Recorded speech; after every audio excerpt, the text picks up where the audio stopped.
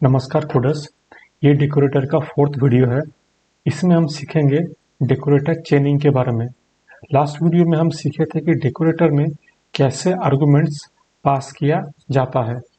Decorator with arguments वाला video में हम ये भी सीखे थे कि एक बेस फंक्शन को कैसे डेकोरेट किया जाता है with same decorator but with different arguments, जो यहाँ पे हो रहा है। Decorator is same but decorator में जो आर्गुमेंट्स है वो डिफरेंट है और हमारा बेस फंक्शन सेम है। ठीक है, ये है डेकोरेटर विथ आर्गुमेंट्स। डेकोरेटर चेनिंग में क्या होगा कि डेकोरेटर चेनिंग में एक से ज़्यादा अलग अलग डेकोरेटर एक ही बेस फंक्शन को डेकोरेट करता है। यह है डेकोरेटर चेनिंग। मैं एक बार और रिपीट कर रहा हूँ।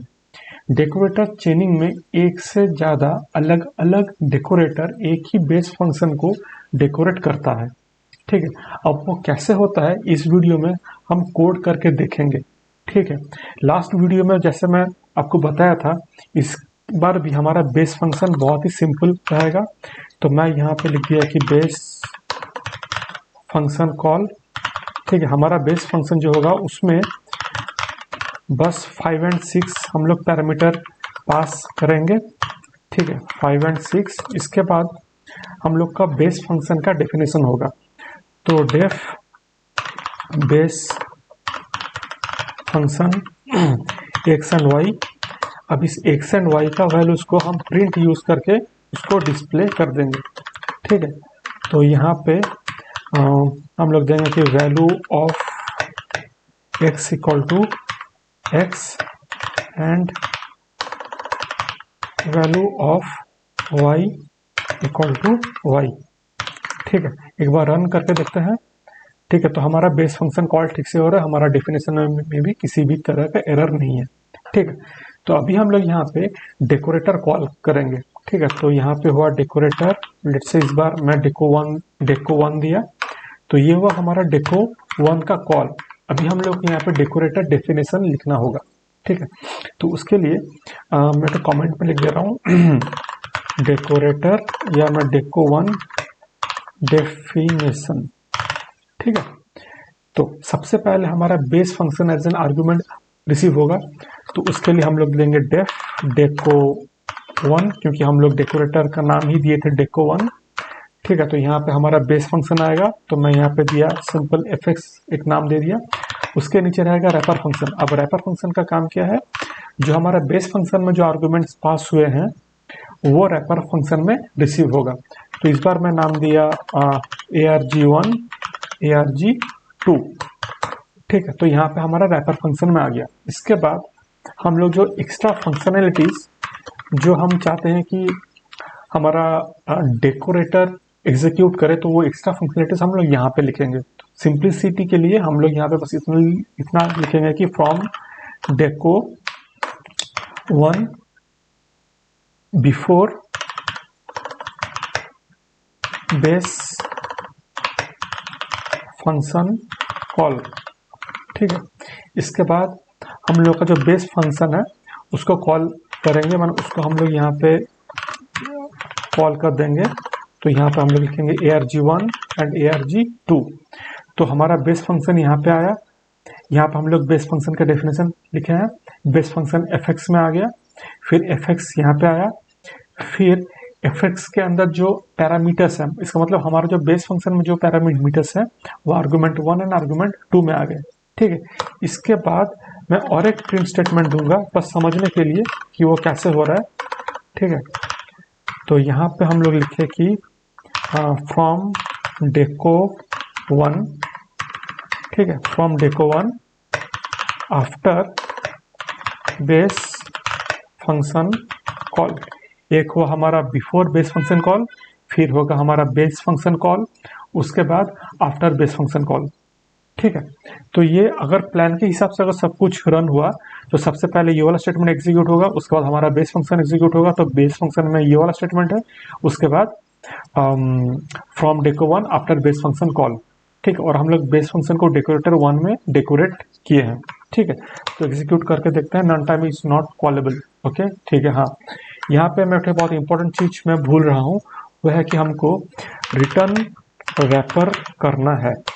ठीक है, तो अभी आप जैसे कि देख सकते हैं कि हमारा कोड सही तरीके से एग्जीक्यूट हुआ है।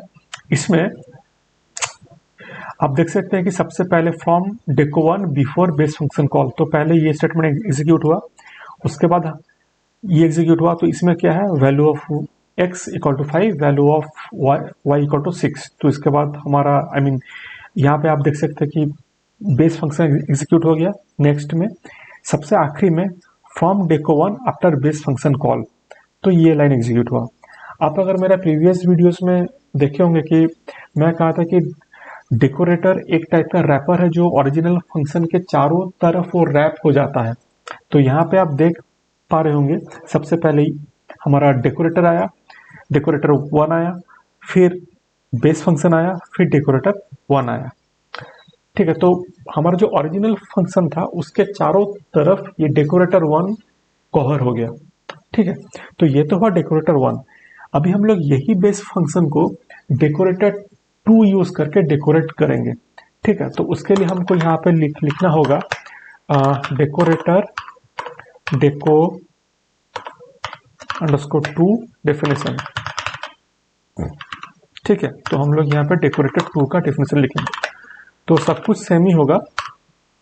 तो यहाँ पे हुआ डेकोरेटर टू। ठीक है, फंक्शन में और एक में एक्स्ट्रा एक्स डाल दिया जैसे कि हमको डिफरेंट हो। उसके बाद रैपर फंक्शन, रैपर फंक्शन हम लोग यहाँ पे दिए आर्ग टू, नहीं यहाँ पे दिए आर्ग थ्री, आर्ग फोर। ठीक है, इसके बाद हम लोग जो लिखे थे पहले फ्रॉम डेको टू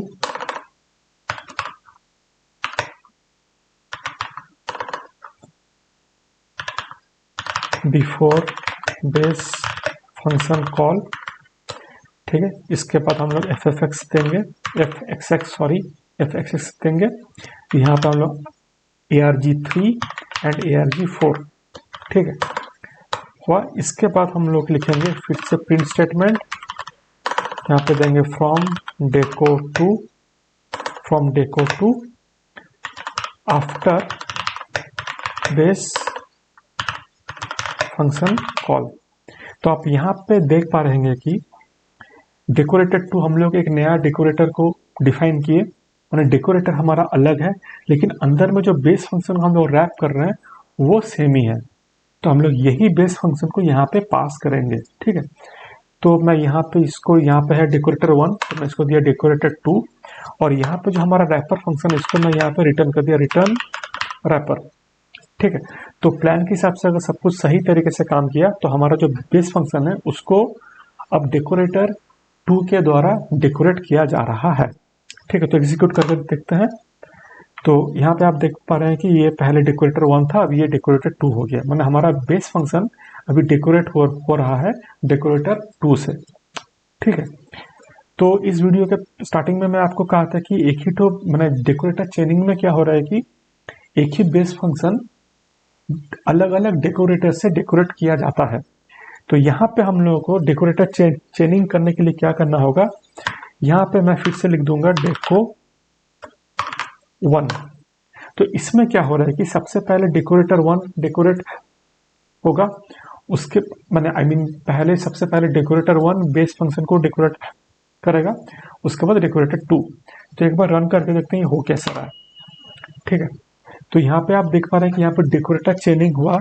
अब ये कैसे हो रहा है मैं आपको समझा दे रहा हूँ। देखिए सबसे पहले क्या हो रहा है, सबसे पहले हमारा डेकोरेटर वन कॉल हो रहा है, जो मैं आपको पहले कहा था कि यहाँ पे स्टैक यूज हो रहा है। सोचिए कि ये एक स्टैक है, तो सबसे पहले डेकोरेटर वन गया, फिर डेकोरेटर सबसे पहले डेकोरेटर वन पॉप हुआ, फिर डेकोरेटर टू पॉप हुआ।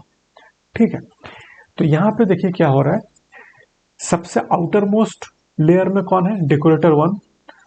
वैसे ही यहाँ पे सबसे आउटर मोस्ट लेयर में है डेकोरेटर वन। उसके जस्ट बाद कौन है, डेकोरेटर टू। देखिए उसके जस्ट बाद डेकोरेटर टू कॉल हुआ। ठीक है, उसके बाद क्या है हमारा बेस फंक्शन, तो उसके बाद आया बेस फंक्शन। ठीक है, अब इसके बाद एग्जैक्टली उसका ऑपोजिट हो रहा है। क्यों, क्योंकि यहाँ पे हमारा डेकोरेटर टू कॉल हो रहा है, तो यहाँ पे डेकोरेटर टू कॉल हुआ।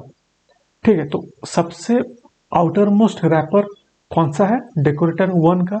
तो यहाँ पे आ गया after, I mean from decorator 1 after function call. तो ये हुआ हमारा आउटर मोस्ट रैपर, ये डेकोरेटर 1 हुआ हमारा आउटर मोस्ट रैपर। फिर इनर रैपर कौन सा है, डेकोरेटर 2।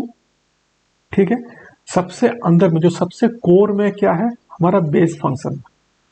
ठीक है ना, तो डेकोरेटर चेनिंग ऐसे काम करता है। ठीक है,